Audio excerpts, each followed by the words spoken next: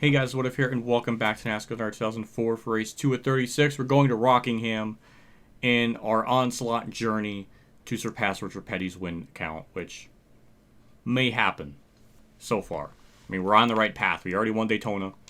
We're try-harding it up. We didn't really dominate, so it wasn't like we dominated the race. We got the lead very late. I guess that's a spoiler, but if you're watching the series in chronological order, then, you know, that's probably how it should be.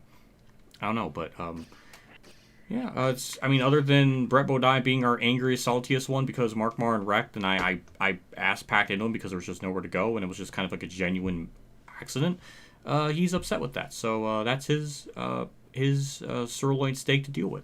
So there's really not a whole lot else to discuss or really go on about because it was Daytona and the first race. I guess there's not too much to really say afterwards, and that was really about the highlight of it, of what I just described. So we're going to Blue Ice 4. It's a new scheme, so looking forward to that. Can we win? We'll find out. Let's get into it. Thank you, my YouTube Patreon people, as well as my YouTube member supporter channel. Appreciate early access videos like this, as well as channel emails for our live stream. Thank you for what you guys do. I appreciate it a ton. Let's make them proud, as well as the viewers proud, or maybe bored to tears of us potentially winning yet again. Ryan Newman's on pole, Stewart second, Craven third. Interesting front row. Default setup as usual. Just change the transmission so we have to manual. And that's it. So we'll have Emma and friends take it away from here. We're in Rockingham, North Carolina, home of the North Carolina Speedway, for today's race, the Subway 400. What can you tell us about this track, Barney? Well, this track is deceiving to drivers who are new here. It's wide and fast in most places, but in the corners, they'll have to slow up more than they expect. Otherwise, the wall will sneak up and bite them on the exit, especially in turn 2. Jerry Nadeau is one of those guys who you just keep expecting to break out and have a good year. Yeah, you do, but he's got a ton of talent and some good equipment. He's shown he can win and run up front. Now he's just got to string some success together and gain some confidence out there. 2002 was a breakout year for Kurt Busch and his Roush Racing team. That it was. With 3 wins and 10 top 10 finishes, he showed that he's one of the rising stars. Why do they keep talking about it?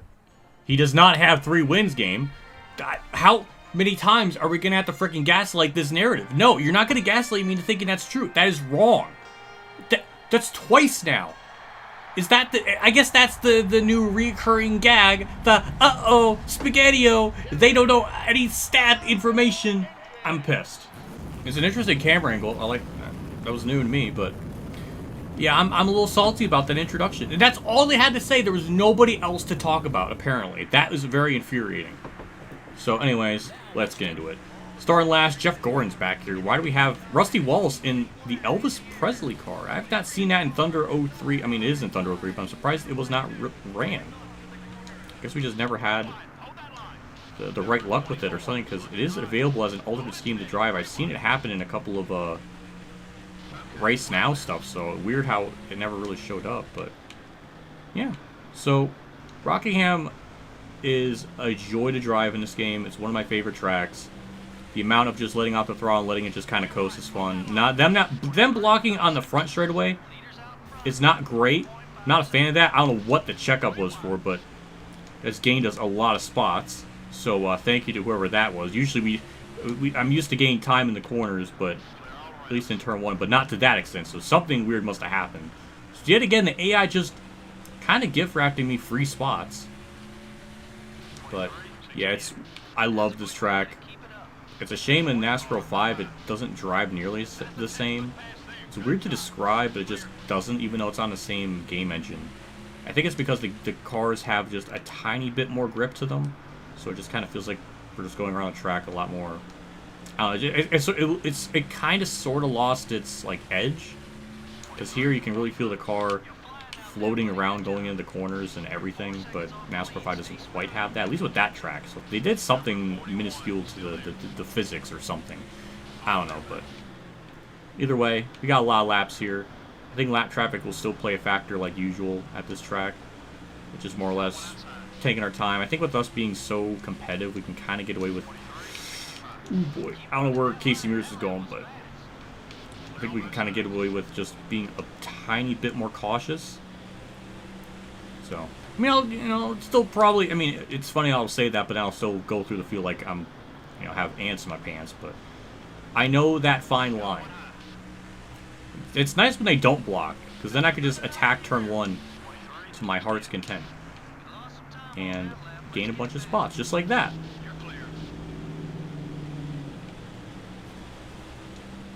Casey Mears, Mike Skinner have some beef behind me.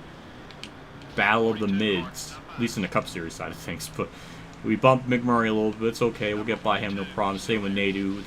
I mean, the announcers at least acknowledged him. That's more spots. That was a send and a half. That's right side bumper damage. Nose damage. No, bumper damage. Yeah, I had it right the first time. Well, you can't really see it because of this paint scheme, so that makes me feel a little bit better. Great run off of turn 4. Ricky Rudd blocking. He just refuses to be a good human being to me. It happened at Daytona where he did this weird draft thing. He blocks me here. Like, now I'm feeling like the innocent victim. It's like what freaking Jimmy Spencer did to Kurt Busch like so many times that Kurt didn't even deserve. It's like that. Like, I'm not even really doing anything to even upset Rudd now. Now he's just being the freaking aggressor. But anyways, we're up to 17th. It's been nice. We'll be pitting probably around lap 19. So we'll see just how many more spots we can gain in the next couple laps. There's a kind of a wad of cars here, but just kind of nail the corner here. Get a good launch off. Get to the inside. Pass a bunch of cars. And the crazy thing is with our car being so good in turn 1, that we could just kind of take the car and just at just a crazy ass angle that probably shouldn't work and make it work. Stuck behind Bobby Labonte, just trying to be patient with it, but it's going up high there, so that's an opportunity to send it down low. Elliott Sadler, I think, is holding them up a little bit. Dale Jr., he thought about blocking, but he thought better of it. We can just make up a bunch of passes, bunch of spots. It's just textbook. It's just, I mean, he might get me back here because I did take that corner very well. Alright, after that bit of Zippity Doo-Dah, which is the Jackson 5 song. I don't know why I'm referencing that, but yeah, we're back. It's just a one-lap hindrance. We'll get by Kenseth here, Dale Jr. I was gonna try to bait him up high and cut down low. The strat, at least at Rockingham, is just to get off the racing surface, because then the AI will like sort of register you not being there, and then they'll kind of get back into their normal like AI groove, and they'll stop blocking essentially. So yeah, and now that we're finally, getting in thinner amounts of cars, or at least it's not as intense, able to run down the leaders. Which once we're actually able to kind of have a little more clean air, that was like 6/10 gain that lap. So yeah, we are way faster than them. So the second half of the run, as long as the pit crew just do okay, I think we'll be in pretty good shape for the second half. And our car is still really fast, so we can afford to stay out even longer. But lap 19 is our intended pit stop estimation thing.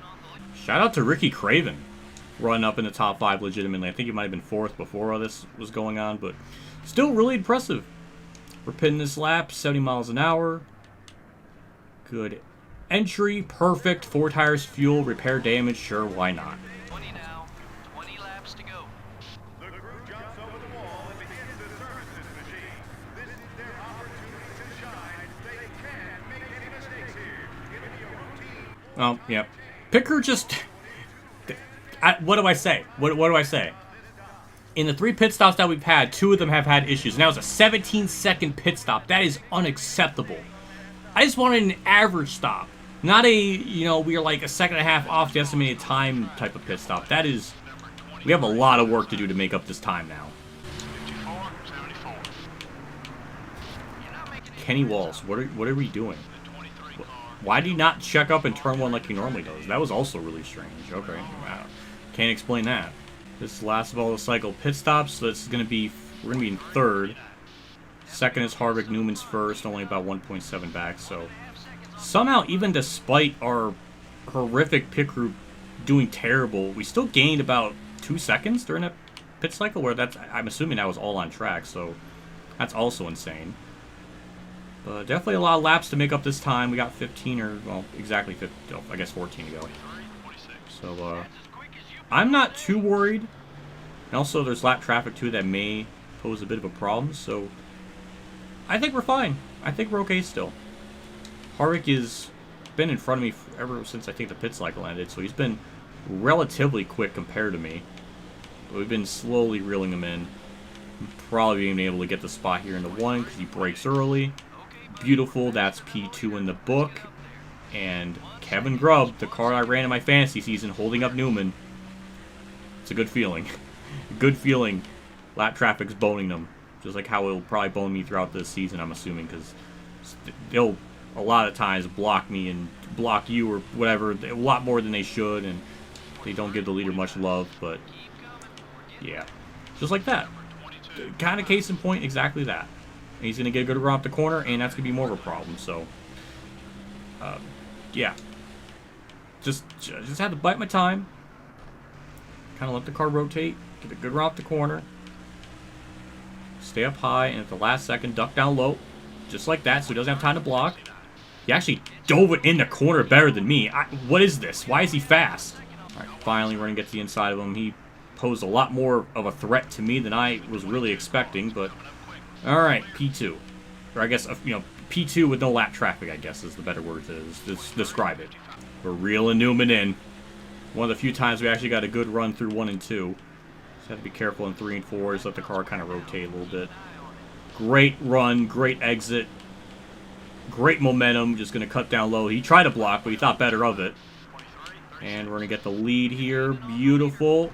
Kind of had to slip the track a little bit just to kind of keep our momentum. Now we got Brett Bodine to worry about. He's not a logo rival. I mean, he's a logo rival, but he's not. Usually it's like 60 and above. That's when they'll hit you. So he's at a 40, so we're safe from that. But lap traffic's going to be really the only thing that's going to probably pose a problem to us. So want to try to pass them accordingly. Probably gave him good friendship points with that clean pass, so that's good. White flags out. We got a 4.5 second lead on Newman. Be a good rebound from him after Daytona, so big props to him. Same with Dale Jr., who I saw was up in the top 5, so a couple that had bad runs at Daytona are running pretty good here. Was not enough to keep me back. I was just too fast. I made a couple mistakes, and even the picker made a couple mistakes, but it was not enough. And that's another dub, 2 for 2. We're on the path of just surpassing Richard Petty's win count at this point. This is just it's just gross. Surely there's got to be a race at some point that's going to knock us down a peg where we don't win. We're going to have to we're going to have to go back to the darkness being our background for this series until we win again. That might have to come back because this is we need something to reflect the insanity of this season. We're not really doing a burnout. I'm just like spinning around here. I wasn't really trying until now. Now we're trying. And I see wow. I see Rockingham also has a glory hole as well. Presumably where the camera would be, but nice to see that detail. Anyways, we're done. Well, it's another dub. A couple of, like, minute car contacts, but nothing really severe. We hit the wall. So, like I was saying, I didn't need to go super hardcore. I saw my wheels move. That was interesting. Anyways, we're going to see a lot of Kurt this season.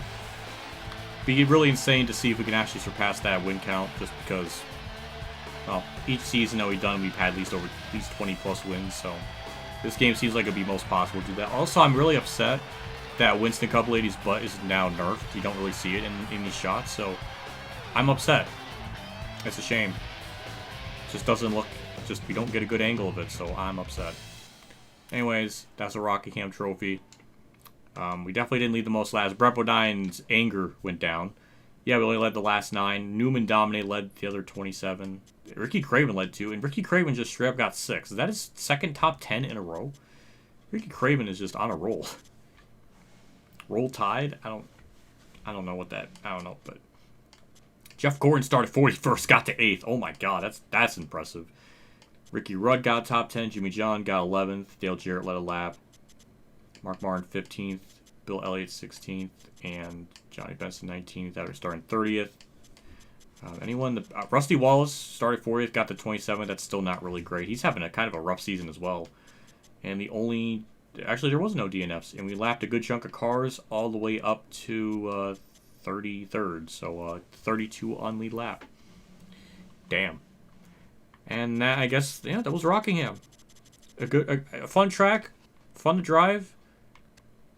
It's really fun in career, especially when your car's not all the way like upgrade or difficult. Like, this is a little too easy.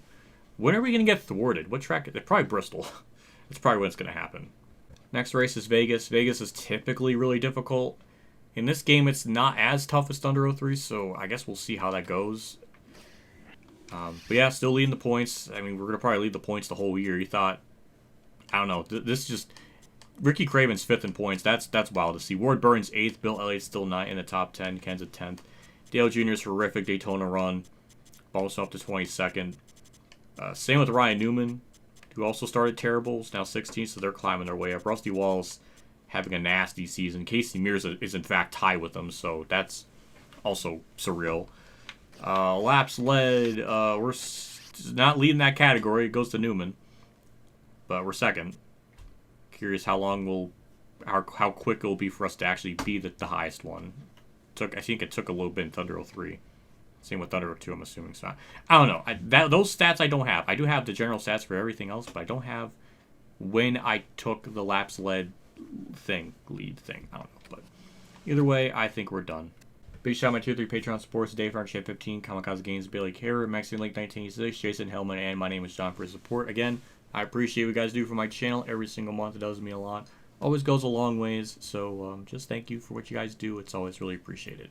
See you all next episode of Vegas, where our next paint scheme is the Rubbermaid Commercial Ford, which is pretty similar to the 2002 one. Just, I guess slightly different. I mean, there's commercial on it. And maybe there's a little bit of red that wasn't in the 2002 one, I guess. I don't know where I would see that. No, it's... Never mind, it's literally like the same exact paint scheme, except commercial products, it's just in bolder colors, or it's in bolder black, and just, yeah. So, alright, I guess it just says, okay, so it's basically the same, just commercial's different, so, okay, never mind. Alright, answers my own question, and all that, so yeah. We're done. See you on the next episode, see you all later, and as always, have a good day, everyone.